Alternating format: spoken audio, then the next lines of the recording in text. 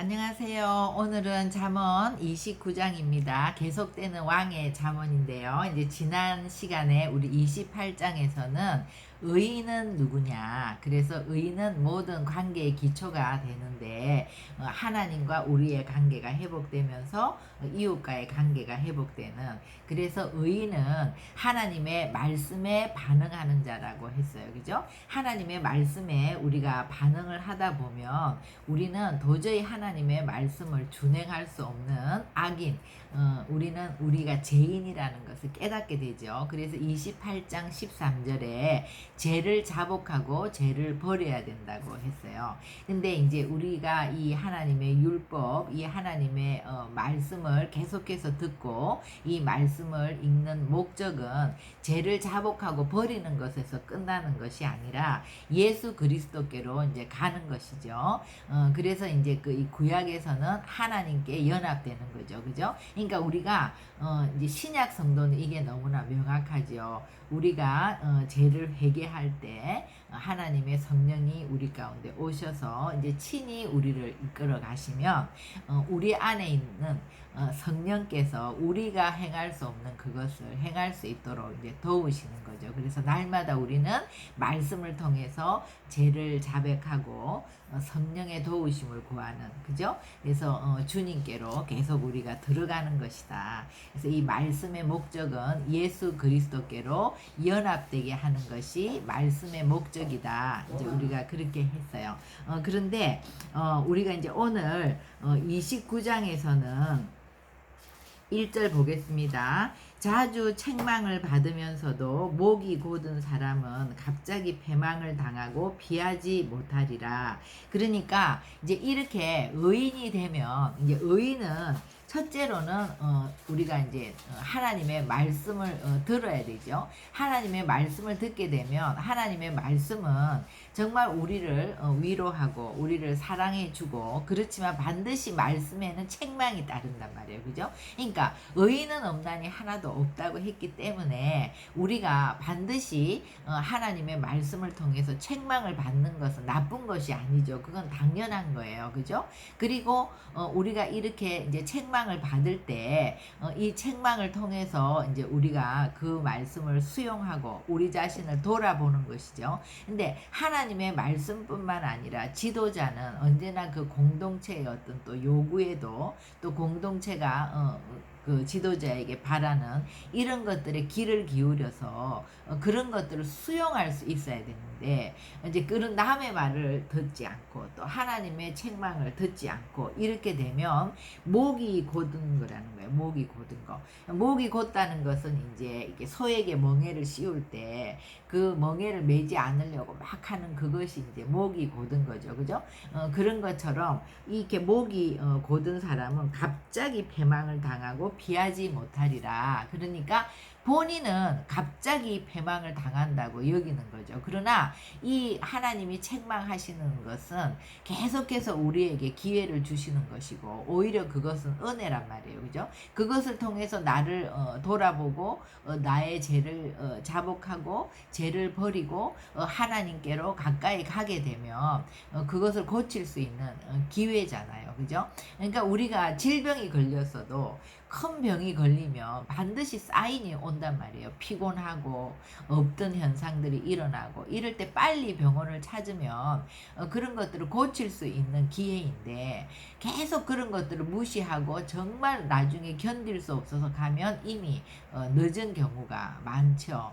그런 것처럼 우리가 책망을 받는 것은 누구에게나 책망을 안 받는 사람은 없다는 거. 그래서 책망을 받는 거를 우리가 창피하게 여긴다거나 수치스럽게 여긴다거나 속상해 한다거나 이럴 것이 아니라 이것은 우리에게 은혜라는 거. 그죠? 그러니까 하나님께 뿐만 아니라 사람의 어떤 그런 외침을 들을 때도 우리가 사람의 말을 수용하는 그런 것은 굉장히 성숙한 태도인 거죠. 그러니까 이제 우리 지금 교회는, 왕 같은 제사장인 교회는 항상 하나님의 말씀을 통해서 우리가 책망을 받을 기회, 늘 회개하게 되는 그런 기회를 하나님이 주시는 것 같이, 옛날에 이제 왕들도 하나님의 말씀에 서서 다윗과 같이 늘 하나님께 예배하고 교제하면서 이렇게 책망을 받는 왕은 상관이 없는데, 하나님을 떠나는 왕이 생기게 되면 하나님 선지자들을 일으키잖아요.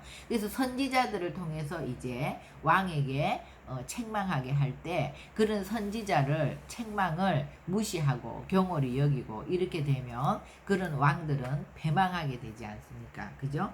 그래서 이스라엘은 항상 이제 왕이 하나님을 떠나면 바로 선지자들이 일어나게 되죠. 의인이 많아지면 백성이 즐거워하고 악인이 권세를 잡으면 백성이 단식하나니, 그러니까 이렇게 목이 곧은 자, 이런 악인이 이제 권세를 잡으면 이런 악인들은 의를 추구하지 않기 때문에 당연히 백성들이 이제 단식하게 되겠죠. 그래서 우리가 진짜 좋은 왕인지 아니면 또 좋은 지도자인지 내가 좋은 사람인지 그것은 어떻게 압니까? 여기도 백성이 단식한단 말이에요. 그죠? 그러니까 내 주변의 사람들이 나로 인해서 행복해 한다면 나는 좋은 왕일 수 있고 좋은 지도자일 수 있고 또 좋은 사람일 수 있는데, 예를 들면 어떤 남편이 이제 자기가 아주 좋은 남편이라고 얘기했을 때 그 지혜로운 분이 하시는 말씀이 아내를 데리고 와봐라. 그죠? 근데 그 아내의 얼굴을 보면 이 남편이 정말 좋은 남편인지 아닌지 아내를 보면 알 수 있다는 거죠. 그런 것처럼 우리 주변의 사람들을 통해서 우리가 정말 좋은 지도자인지 또 좋은 사람인지 그것은 내 주변의 사람을 통해서 알 수 있다. 지혜를 사모하는 자는 아비를 즐겁게 하여도 장기와 사귀는 자는 재물을 잃느니라. 그러니까 이제 성경에서 장기라고 얘기해야 될 때는 물론 장기도 진짜 장기도 있지만 멀리해야 되는 사람, 또 이렇게 사귀지 말아야 하는 자들, 그런 자들과 자꾸 사귀게 되면 이런 것들을 다 이룰 수 있죠. 4절입니다. 왕은 정의로 나라를 견고하게 하나 뇌물을 억지로 내게 하는 자는 나라를 멸망시키느니라. 잠언에서는 항상 우리가 하나님과의 관계, 그 의를 얘기하고 그 다음에 이제 사회 정의를 얘기하기 위해서 우리에게 하나님이 물론 믿는 자에게는 하나님의 말씀을 통해서 우리가 죄를 고백하게 되지만 믿지 않는 사람에게도 하나님은 양심이라는 것을 주셔서 죄를 지으면 우리가 불편하다고 했잖아요. 그래서 자신을 돌아보게 한다고 했듯이 또 이스라엘 백성, 이 하나님을 믿는 하나님의 백성들에게는 율법을 주신 것처럼 이 사회에도 우리가 지켜야 될 그 마지노선을 법으로 정하고 있지 않습니까? 그래서 이 법이 이제 충실하게 이렇게 정의롭게 이 법이 시행이 돼야 되는데, 정의로 나라를 견고하게 한다는 것은 뭐예요? 뭐 직위고하를 막론하고 어떤 사람이든 그 사람에게 공평하게 이 법이 적용돼야 되겠죠. 그런데 뭐 뇌물을 준다거나 또 뭐 아첨한다거나 어떤 자기의 유익을 위해서 그런 것들을 눈감아 준다거나, 그래서 우리 모세오경을 통해서도 항상 이 재판관들이 굉장히 중요하단 말이에요. 그죠?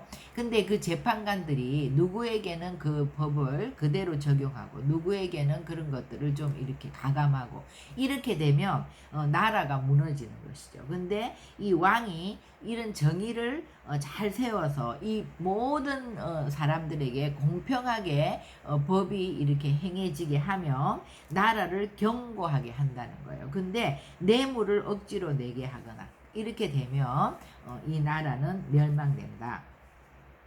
아첨하는 것은 그의 발 앞에 그물을 치는 것이다. 아첨도 마찬가지죠. 자기의 어떤 유익을 위해서 막 좋은 말을 하는 이것은 자기 발 앞에 그물을 치는 거나 마찬가지고, 악인이 범죄하는 것은 스스로 올무가 되게 하는 것이나 의인은 노래하고 기뻐하느니라.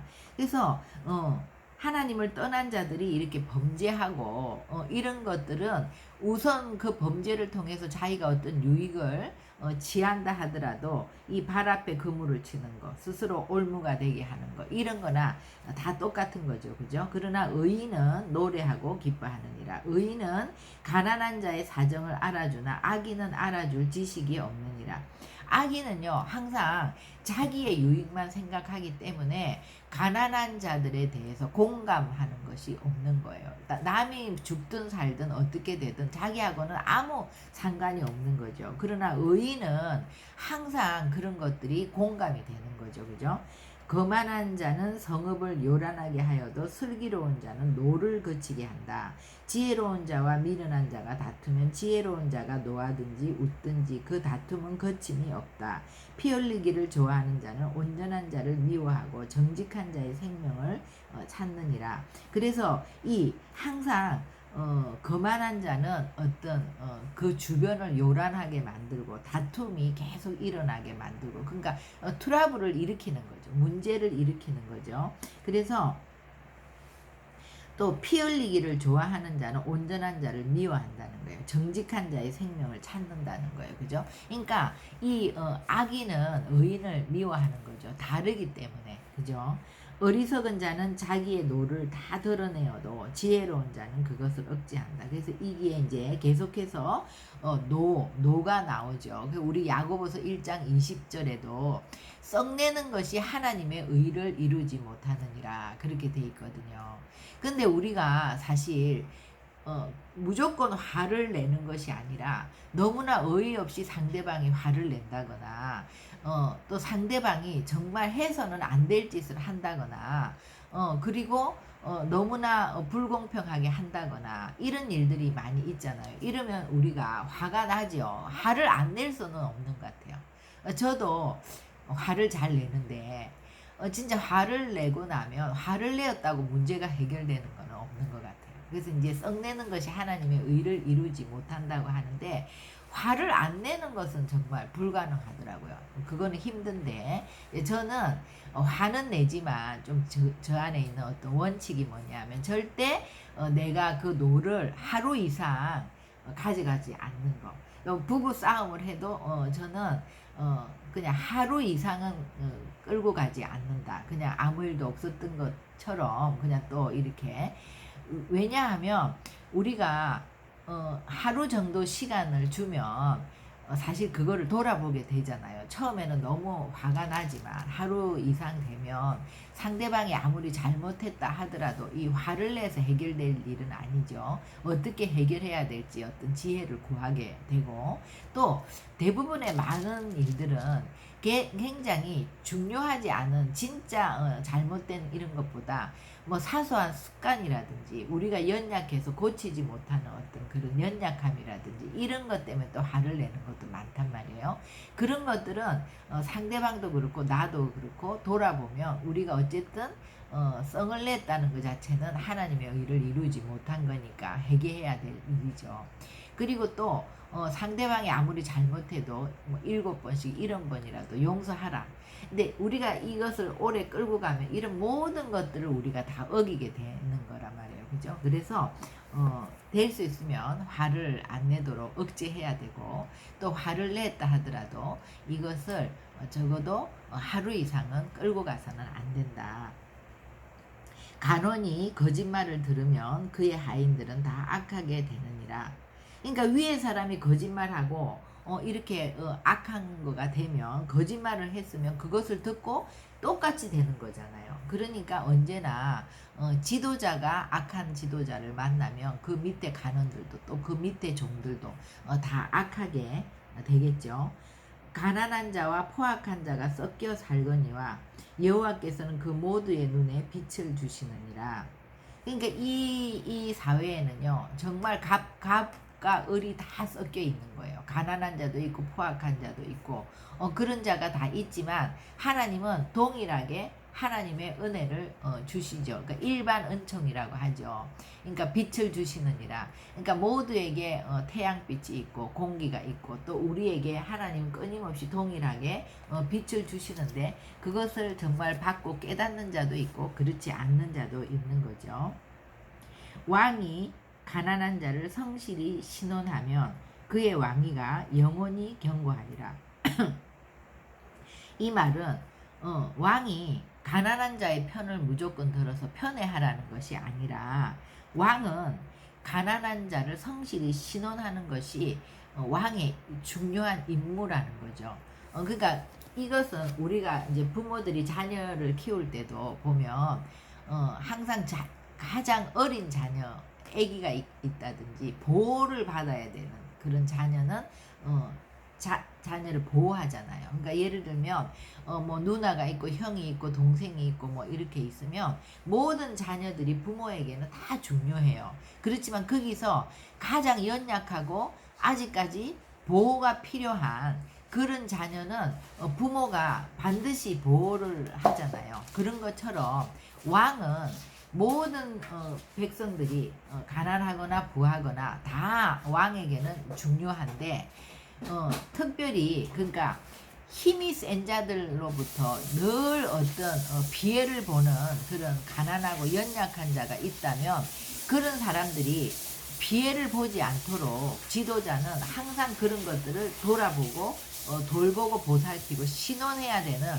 그런 것이 굉장히 왕의 임무 중에서 중요한 임무라는 거예요. 그래서 왕이 가난한 자를 성실히 신원하면 그는 왕위가 영원히 견고하리라. 영원히 견고하다는 것은 하나님이 영원하게 견고하게 하나님이 세우신다는 거죠. 그죠? 하나님은 그러니까 이 왕위가 영원히 견고하리라 이 말은 이 왕의 임무 중에서 피해받지 않도록 그 연약한 자를 늘 신원하고 돌아보는 것이 왕의 임무 중에서 굉장히 중요하다는 거예요.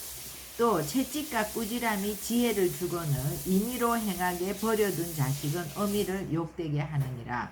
그러니까 이렇게 왕이 연약한 자를 신원하고 돌보는 것 못지않게 또 채찍과 꾸지람이 지혜를 주는데 임의로 행하게 버려둔 자식은 어미를 욕되게 한다. 그죠? 그러니까 우리가 항상 자녀들을 키울 때도 똑같지만 채찍과 꾸지람이 있어야 되는 자를 그냥 넘어가는 거 이런 것들은 또 공동체를 보호하기 위해서는 절대 그렇게 해서는 안 되죠. 그런 것들이 번져 나간단 말이야, 악이. 그래서 채찍과 꾸지람을 통해서 이렇게 늘 지혜를 주고 또 그런 어떤 악이 번져 나가는 것을 막고 그런 것들이 필요하다는 거죠.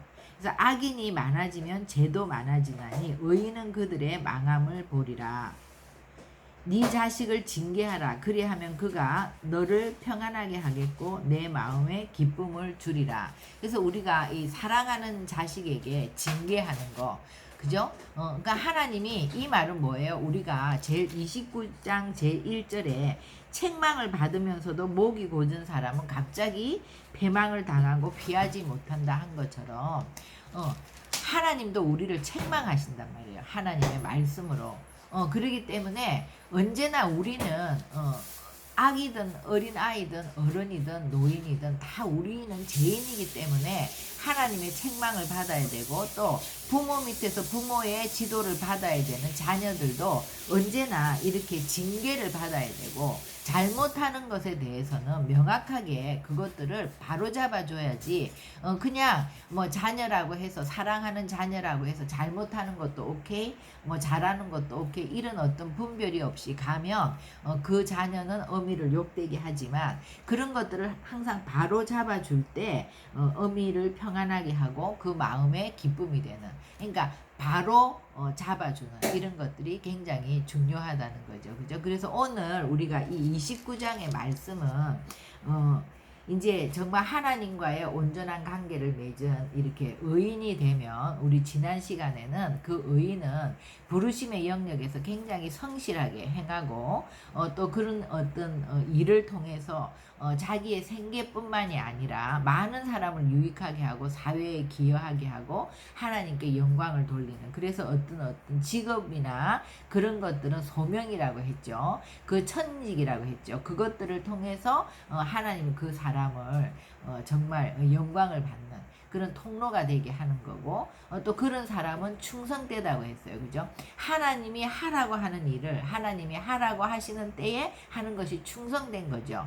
그러니까 그 말은 늘 하나님과 동행하고 하나님의 지시를 받고 하나님의 뜻을 행한다는 거예요. 그리고 모든 일의 결과는 주께 맡긴다.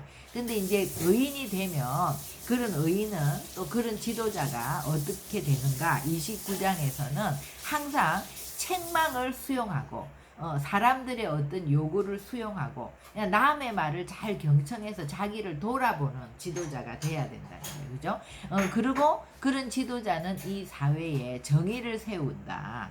정의를 세우고 또 주변의 백성들을 돌아본다. 공동체를 돌아본다. 그래서 정말 왕의 백성들이 다 행복할 수 있도록 그 공동체 안에 사람들이 다 행복하고 기뻐할 수 있도록 그래서 좋은 지도자라는 거는 내가 좋은 지도자다 이것이 아니라 정말 그 지도를 받는 사람들이 행복하고 즐거울 때 그 사람이 좋은 지도자라는 거죠. 그죠? 그래서 오늘은 이 자기를 돌아보는 책망을 잘 수용할 수 있고 남의 말을 잘 경청할 수 있는 지도자 그런 지도자가 또 뇌물을 받지 않고 이 법을 정의롭게 모든 사람들에게 적용하는 그런 지도자 정의를 세우는 지도자 또 모든 백성들을 다 돌아보고 그들을 행복하게 할 수 있는 그런 지도자를 이제 말씀하는 거죠. 그래서 오늘 우리가 이 말씀을 왕 같은 제사장으로 부름받은 교회인 우리에게 잘 적용하는 그런 시간이 되기를 소망합니다. 기도하시겠습니다.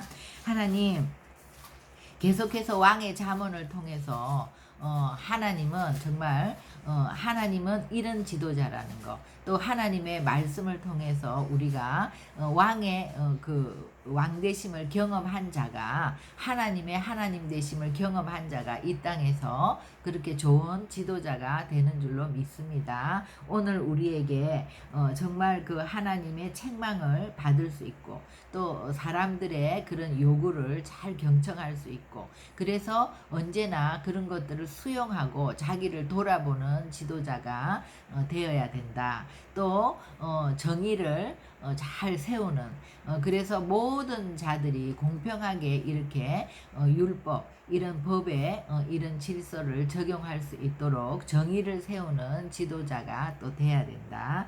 그래서 주변의 모든 사람들을 행복하게 할 수 있는 그런 지도자가 되어야 된다고 우리를 가르쳐 주셔서 감사합니다. 우리가 정말 이런 지도자가 될 수 있고 또 이런 지도자들을 선택하는 백성들이 될 수 있고 또 교회가 정말 이런 지도자로 우리 다음 세대들을 키워나갈 수 있는 그래서 우리가 이 땅에 빛과 소금의 역할을 감당할 수 있는 하나님의 몸된 교회가 될 수 있도록 저희들을 인도하여 주시옵소서. 감사하며 예수님의 이름으로 기도합니다. 네, 수고하셨습니다.